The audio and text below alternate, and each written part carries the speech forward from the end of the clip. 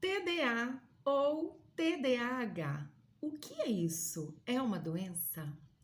Tudo bem, meus amores? Vamos conversar um pouquinho desse transtorno? Primeiro, eu quero compartilhar com vocês a diferença entre transtorno e doença, tá? Um transtorno é uma alteração que normalmente está relacionado a uma alteração mental e ou psicológica, tá?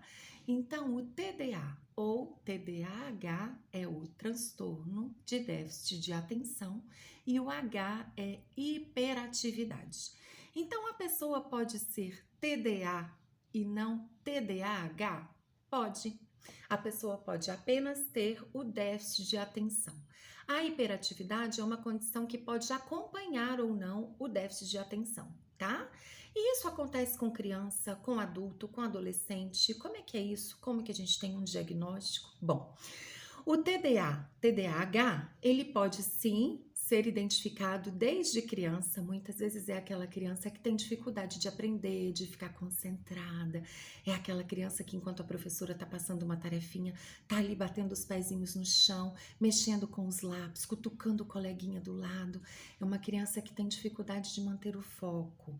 Então, ela pode sim ter alteração de atenção e isso prejudicar o aprendizado, prejudicar o seu desempenho nas provas, como pode também ter a hiperatividade, que é isso que faz com que a criança, além de ter alteração da atenção, ela seja também agitada. Então é aquela criança que toda hora levanta, que vai na lixeira, que vai no banheiro, que vai pegar água.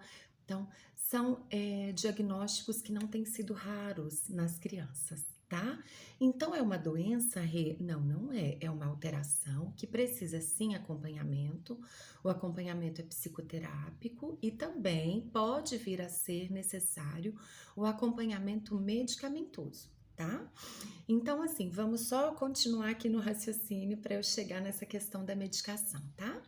Então, gente, só crianças têm Rê? Não. Crianças, adolescentes, adultos, isso não está relacionado com a faixa etária, tá? Então, não é raro também que a gente tenha diagnósticos tardios. Então, que o paciente ele só perceba que ele tem um quadro de TDA, TDAH quando adulto, ali quando já é mamãe, ali quando já é o chefe de uma empresa, quando tem dificuldades ali para conduzir uma reunião, para se manter concentrado numa tarefa. Às vezes é aquela pessoa que tem uma agitação, que tá numa conversa em grupo e não espera o outro acabar de falar e já tá atropelando, já tá respondendo. É aquela pessoa que às vezes tem que levar um documento num cartório, chega no cartório e vê que esqueceu o documento em casa. É aquela pessoa que chega no carro e vê que esqueceu a chave e não sabe aonde. Então, isso tudo são alterações de atenção. E elas podem sim comprometer a saúde, a qualidade de vida de uma pessoa. Então, é nesse momento que a gente identifica a necessidade ou não de entrar com a medicação, tá? Dependendo do nível, do impacto que essas alterações estão causando na vida da pessoa. Então, é apenas atenção? É apenas agitação? Não. Às vezes ela traz uma alteração de humor. Irritabilidade, aquela pessoa que fica muito grosseira, aquela pessoa que às vezes é hostil.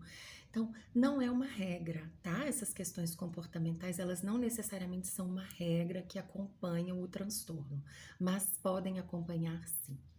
O psicólogo pode fazer o diagnóstico, sem dúvidas, tá? Então é importante que você traga isso para o seu psicólogo, compartilhe, que você, enquanto paciente ou enquanto mamãe, papai, irmão, observe o comportamento ou seu ou da pessoa, né? Para que a gente consiga ter o máximo de informações possível. Em que sentido?